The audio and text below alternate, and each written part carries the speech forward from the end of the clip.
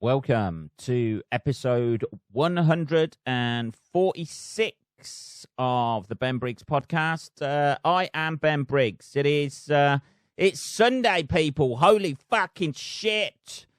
We're a day late. It's Sunday, but it is Saturday's show. It would have been Saturday, 26th of September, 2020, but it is the 27th now. Holy fucking shit, Ben. You're letting things slip again, bad boy. You fucking naughty little boy, Benny. Sorry, the podcast is a little bit late. 24 hours late. It is about 10 past 6 at night, 9 minutes past 6 at night on Sunday. The reason it is late is because I had a gig last night in Newcastle under Lyme. The second best known Newcastle here in the UK, as opposed to upon time. Is it upon time? That's it, isn't it? Yeah. So I had a gig last night. I was meant to have one Friday, but that for the same club, but usually they're booking 3 comedians. That to cancel me Friday and brought me in Saturday, and I did Saturday night last night, and I ain't gonna lie to you, I kind of ate my fucking balls. For 20 minutes. Dear. Jesus. Talking about your ego getting carried away with you and thinking, fuck it, I've done this new material a couple of times. It's fine, I've got it in my head, and then it all goes out your fucking head. You're scrabbling around for shit. Hey, so what do you do for a living? While you're desperately trying to fucking think of something to say. Usually the club's really nice. It was nice, I think, for the compere and the other act on. But for me, it was a bit of a fucking struggle, to be perfectly honest. I got it back right at the end with a bit of bants with the audience, but it was a fucking hollow victory. I ain't gonna lie to you. It's just it's the fucking pain. It's just it was one of them gigs where you're like, oh fuck me, driving home in the car. I was just like, oh fucking hell, don't deserve the radio, man. Not after that shit. So yeah, it was a bit of a struggle. The new stuff didn't go that well. It started badly. It tapered off. I fucking went off on little tangents. Tried to get it back by fucking doing a bit of crowd work, but the crowd didn't want to be worked, baby.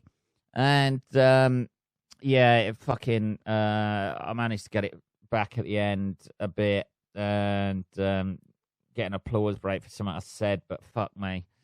Even thinking about it now, I'm just thinking, oh fuck, man.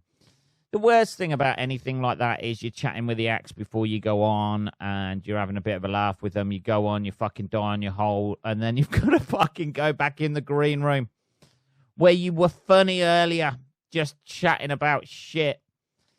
And there's nothing that can compete.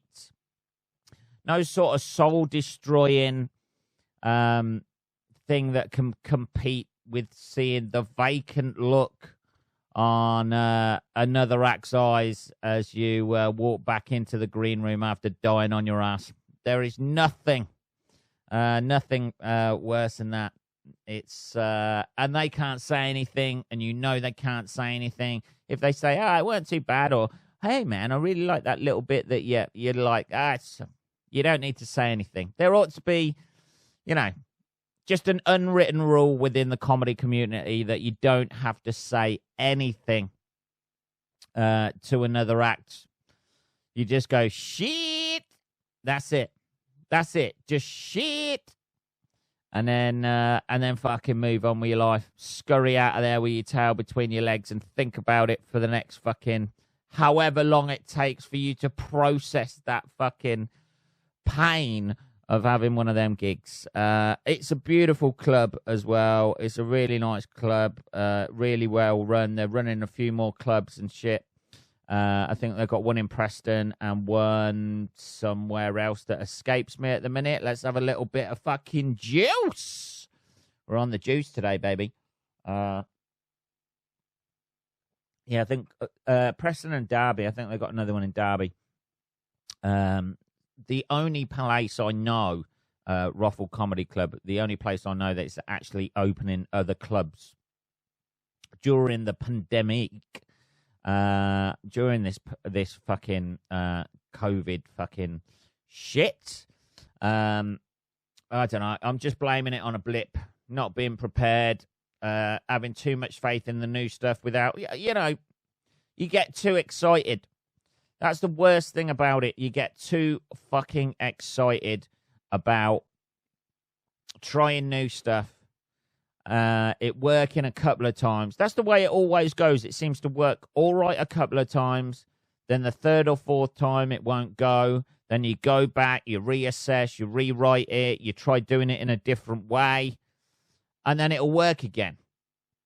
Until it gets to the stage where your head's fucking done with it. You can't be asked anymore, like, to repeat the same fucking words or put it in a new word order, or you've got it as polished and as good as it can be, and then it inevitably becomes redundant because you want to move on to something else. There we go. In many ways, it's like every single fucking relationship in my life. Just when it fucking, just when it gets polished, you get to know somebody, it becomes redundant, and then you fucking move on. I don't know, man. Anyway, it's it was a fucking painful one last night. I ain't gonna try and polish that fucking turd of a performance that I put in. It's very weird doing a club like that's usually really, really busy, and seeing people sort of like socially distanced. Not that had any effect on, there was enough people in there to work the crowd. People a little bit touchy about talking about the COVID-19 thing, but I'm a big believer when it comes to comedy. That's what we're meant to do, people. Talk about the things that nobody really wants to talk about and make it funny, although I did that, but it was just the it was just the last bit, the making it funny bit. I ticked the first couple of boxes of talk about things that nobody really wants to talk about, address the issue in hand. It's just that last third of making it funny. But we can do that, people. We can do that. But yeah, it's after sort of like, I don't know, the last time I had a gig like that, it must be about a year since that feeling. And it's a very odd feeling on stage when you just, I don't know, you see people looking at you with an expectant face, looking up at you and that as if they want you to do well, and they want you to be funny because it's going to take them out of all this fucking shit that's going on at the minute. They've saved up the pennies in the week and that, and looking at you expectantly. And you see that look in their eyes, looking up at you on stage. It's kind of confusion, befuddlement. They can't quite work out what point you're trying to make. You're not explaining it right. And then and then you see it in their eyes where it turns from confusion, misunderstanding. They're don't really know where to laugh at or anything like that, or whether you're joking or whether you're not joking, to fucking sternness. It goes from confusion to just a stern stare. And a fucking, the wrinkles in the nose start coming up. The frown lines start kicking in the old face there. And then you're like, fuck, man. Sometimes you just got to admit, I think last night I was like, all right, okay, I know this isn't going well. Fuck me. Jesus. It's just that whole, you know how to do something so well and you don't do it so well. I don't know how to explain it if you've never done stand-up, but I would thoroughly recommend to anybody who thinks their ego is getting too carried away with them, or they think they're a confident person, I would thoroughly recommend having your swapping souls with a stand-up comedian who's dying on his ass on stage. That will give you a fucking reality check like you have never got in your life. Anybody telling you that you're a fucking asshole, that you're a dickhead, your fucking wife telling you to fuck off, you know, any relationship breakdown is a fucking pinch of salt next to having about 50 or 60 people just not understanding the points you're trying to make when you think it's funny. When you go on there with the confidence of thinking it's funny, and then you just look at a bemused crowd of people, socially distanced, obviously, a bemused crowd of people, that gives you a bit of fucking self-awareness. And a little bit of fucking grit to get back into it as well and think, all right, okay, you've tripped up there, sunshine. You know, it has been 6 months off. You know, it's been 6 months off. You've done 2 gigs back. Things are getting, you know, the train tracks are slowly being put out in front of you again. It's time you got up to speed a little bit, started working a little bit harder, going to more new material nights, you fucking lemon, rather than staying at home thinking, hey, man, that's funny stuff there. I'll just memorize that shit and, you know, not even think about how I'm going to perform it. That's the whole thing with it, really. And it's there's so many different aspects to stand-up, like performing it, fucking, you know, writing the material, getting the material right, your persona, your fucking worldview that aligns with that material, how you're going to present it, how you're going to fucking interact, how you're going to relax the audience, how you're going to pick up speed with bits, how you're going to slack off a little bit, you know, tone it down a little bit and then go for something. It's all of that shit. And that is that fucking spinning plates act of doing that is something that I did not achieve last night. Let's put it that way.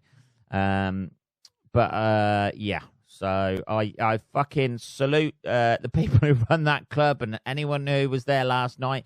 Thank you for not fucking pelting me with shit. As I say, we did get it back a little bit at the end, but it was a hollow fucking victory. And I came off stage and they applauded off stage. And I felt like going back to the mic and saying, you don't need to do that. I know. You know, I know kind of where it went wrong. I know what I did wrong. I was too relaxed, too fucking chilled out, you know, just ambled on stage and shit like that. Not that I usually, you know, fucking run on stage like a fucking contestant on the old Price is Right, high-fiving people and shit like that all the way down. Not really one of them, but you try and walk on stage with a little bit of purpose. He says, coughing his fucking lungs up. But yeah, let's put that down to experience, shall we? Fuck. Oh, Jesus. Let's have a little bit more juice. Well, I say it's juice. It's that Barocca shit, and I think you're meant to neck it in one. But I don't know. Does Barocca count as juice? I don't know. It's water and fucking fruity shit in there. It's got to be juice. Surely it's got to be juice, baby. Yeah, so that was my evening. I hope your Saturday night went better than fucking mine did. A 2-hour journey on the way home. I could have just been fucking I could have just been driving along just fucking screaming the whole 2 hours. Get out of my head. Images of people just looking bemused in front of me. every fucking headlight flash on the way home or something like that, I just saw somebody else's fucking face from the crowd just looking quizzical up at me. It's brutal.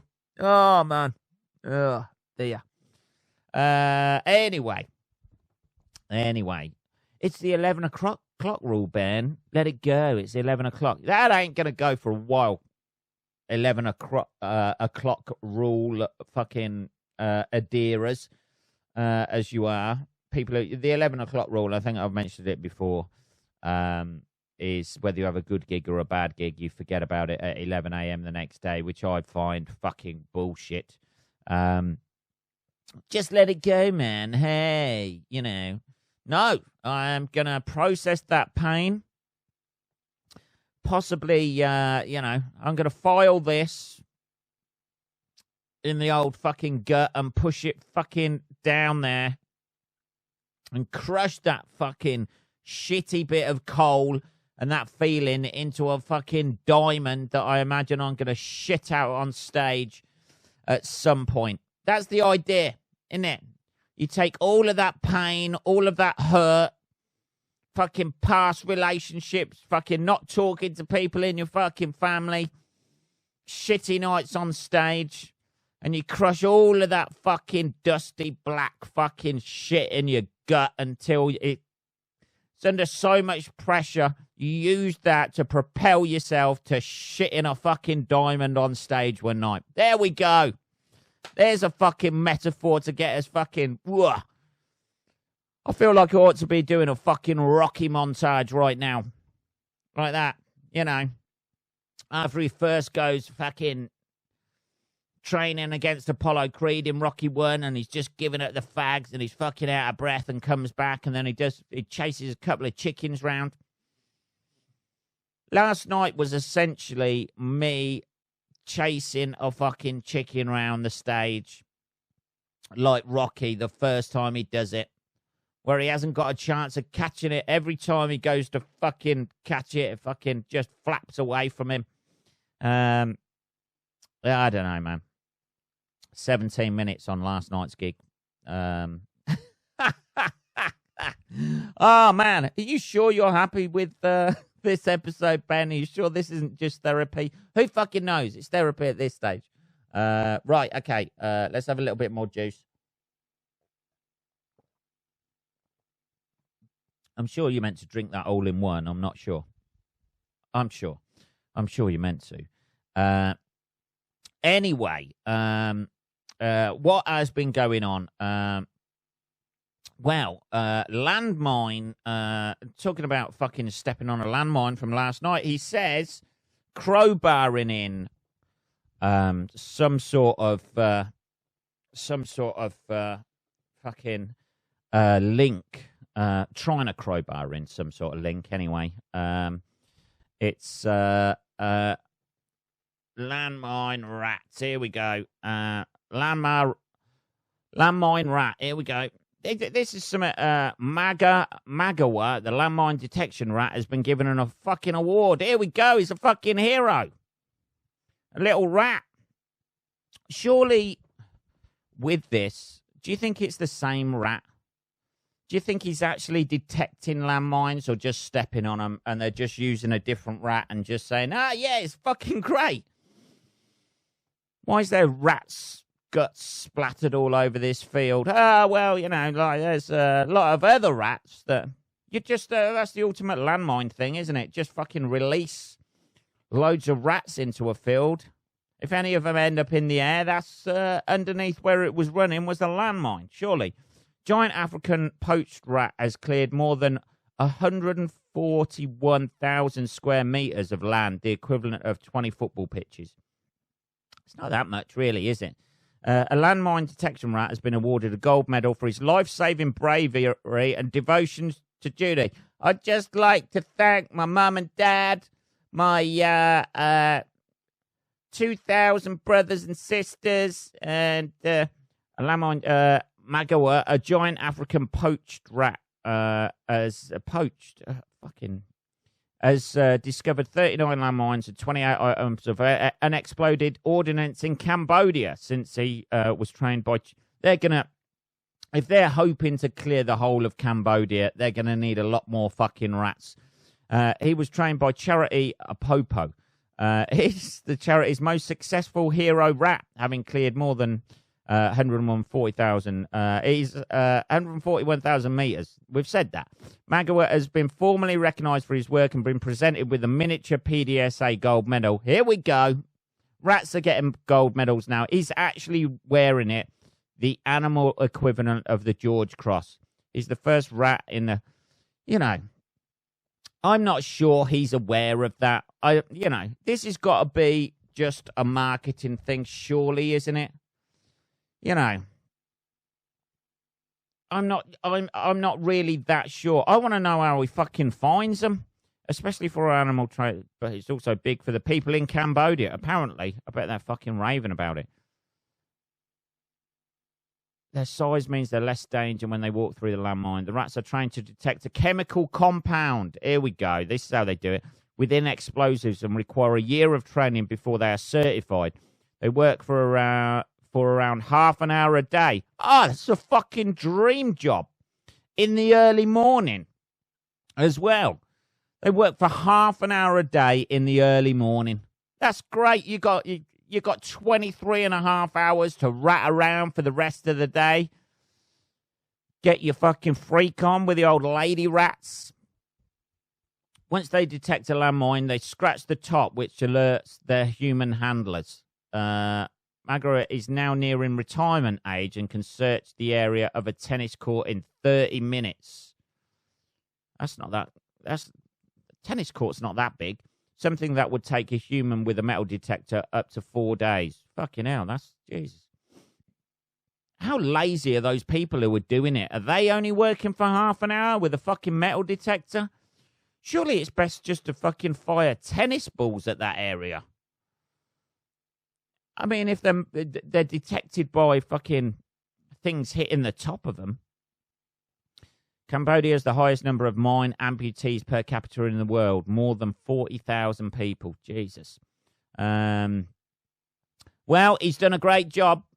He is the first rat in the charity's 77-year history to receive such an award. They've been doing this 77 years, have they? Or is he the first fucking rat to be trained up? He looks fucking smug with himself with that medal on. I ain't going to lie to you. Dear. He looks a fucking smug little rat just sitting there with his fucking medal round his neck. Yeah, I did that. I stopped people's legs and arms being blown off. Legs, mainly, innit, I suppose. Not unless there's some sort of circus troupe going through Cambodia at some point. I don't know. Let's have a little bit. Let's have the last of this juice.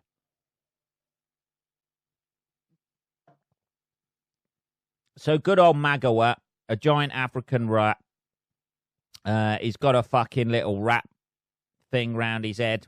Little rat medal. Good on him. That's what I say.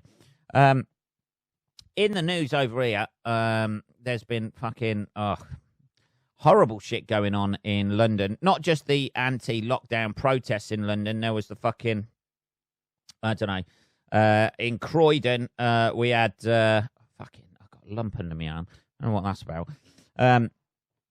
In the Croydon, there was a fucking copper that was killed yesterday. I think it was yesterday.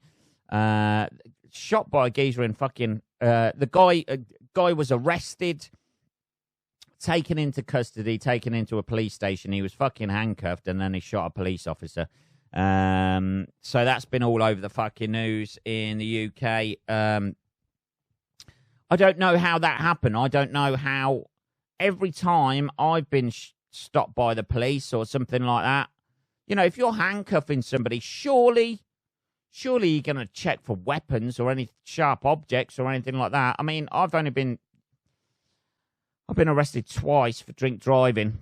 I know. It was a long time ago, people. I was a very different person then. Not as socially aware and socially responsible as I am today. I know. We all make fucking mistakes, don't we? We all fucking make mistakes, Don't write any letters in, please. Please, goddammit. But yeah, it's all a bit like fucking because it's one of those things that doesn't happen over here. If there's American listeners listening, or anywhere where it's like fucking, where you've got legalized gun ownership, we don't have fucking guns over here. And to get hold of a gun over here, I imagine is, I've never tried it. I've never needed to. I quite like the fact that our society doesn't have guns in it. Well, you can go shooting and shit like that, but you need a fucking license. I think you need a sportsman's license as well if you want to do a bit of clay pigeon shooting, or you want to fucking shoot a couple of rats or Canada geese. I don't know what we've got against the old Canada geese, but you can fucking shoot the heads off them, apparently. So I've been told recently. Yeah, because they're seen as vermin because they're not indigenous to this country. So they're fucking, I don't know how, they're there flying the Canada flag or something like that, just dive bombing fucking golf courses. But anyway, yeah, so it's quite a like within this... The thing I like about this country, and the reason why I feel quite safe, there's not many places that I go in this country where I don't really feel that safe. Even walking around at night, even places like London and big cities like London, Manchester, Birmingham, I still feel quite safe in amongst those. I know there's a criminal element to society that have guns and shit like that, but they kind of sort of like keep them, well, not keep themselves to themselves, but it's in amongst that fucking whole drug fucking whatever, thing. Like this is talking from me, even though somebody has been shot dead 50 meters from my house like last year or the year before or wherever it was, I still feel very safe. That was a drug-related fucking drug-on-drug sort of like some sort of crime. Somebody owed somebody money for drugs. I think it was only like 30 quid, which is about fucking $50 probably. Something like that. And they took somebody's life for it. But yeah, this is genuinely like a shocking thing that happens in the UK, particularly because he was handcuffed as well. And usually they handcuff you behind your back. I don't know. I don't know what to say, man.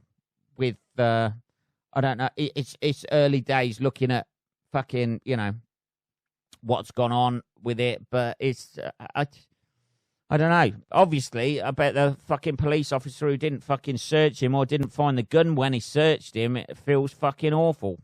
But yeah, somebody's been shot. Police officer's been shot dead, which is always, I don't know.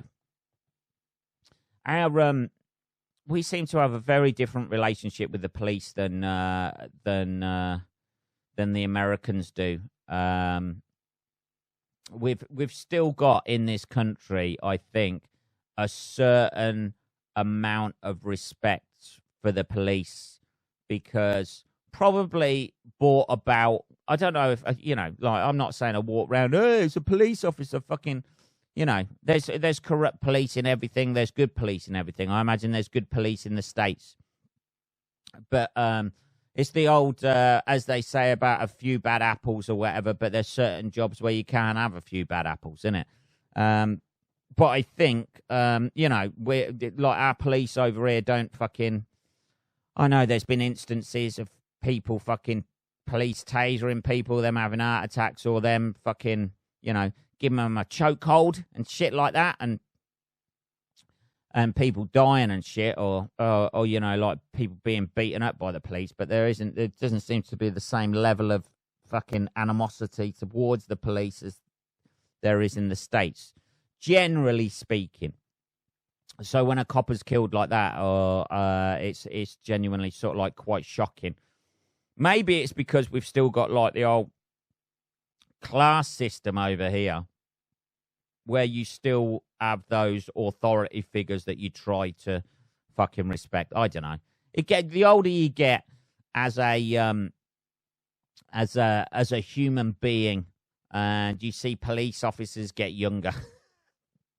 That's it, isn't it? Obviously, that makes sense. Everybody gets younger the older you get. But, you know, like, you see police officers who are, like, fucking 20 years old or something, and you think, oh, you're just a fucking kid, man, you know? And they're doing, you know, many times doing a fucking horrible, horrible fucking job. And see the worst side of society in many ways.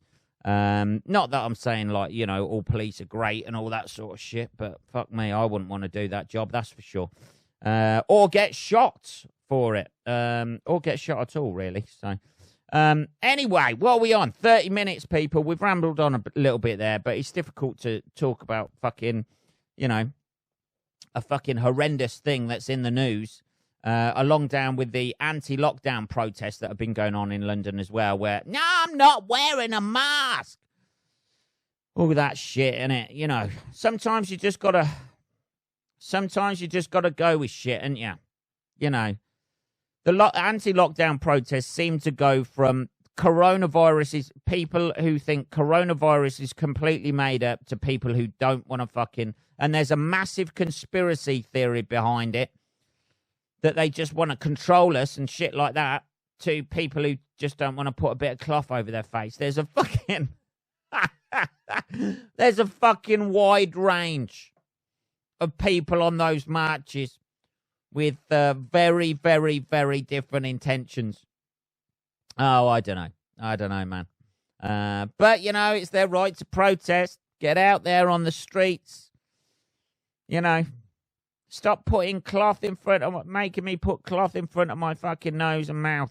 They're all trying to control us, man. The next thing is fucking shit they're going to put in our brains and control our thoughts. They're going to try and control my winky. Anyway, that is episode 146 of the Ben Briggs podcast. If you want to email me about anything, it is just podcast@benbriggs.co.uk. I will be back on Tuesday, motherfuckers. Have a good rest of your fucking Sunday. And I'll speak to you then. Take care.